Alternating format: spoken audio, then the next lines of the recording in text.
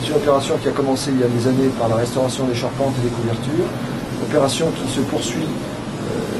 maintenant 7 ou 8 ans plus tard par la restauration des intérieurs. C'est une opération longue qui a nécessité des études complémentaires, des études de recherche de polychromie, parce que c'est un édifice qui était relativement peu connu du point de vue de son décor intérieur dans l'esprit de sa composition du XVIIIe siècle. C'est un édifice qui a connu des désordres majeurs sur lesquels il a fallu intervenir, notamment du fait de l'abandon du couvent à la Révolution et de sa transformation, une grande période de silence sur cet édifice. Et puis on a eu notamment le réaménagement au XIXe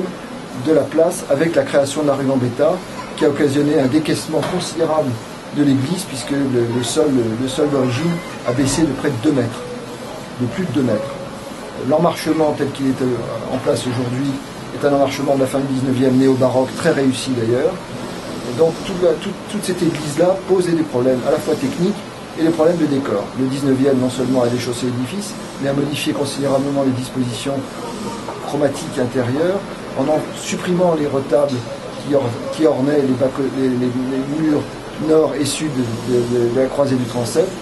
au profit d'une composition en fausse coupe de pierre tout à fait conforme à ce que l'on pouvait trouver au XVIIIe, mais extrêmement pauvre du point de vue de la composition générale telle qu'elle existait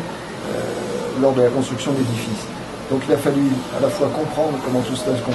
s'organisait, retrouver des dispositions grâce à des recherches, des sondages de polychromie, à la fois dans les niches, sur les statues, sur le retable, bref, pour retrouver les dispositions d'origine.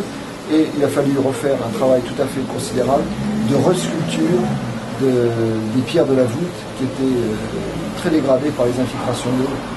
dues aux problèmes de couverture. Donc c'est ce qui est en train d'être fait en ce moment. Et c'est un chantier qui va durer 9 mois environ et qui est sur la voie de l'achèvement, puisque je pense qu'il va être livré dans le courant du mois prochain.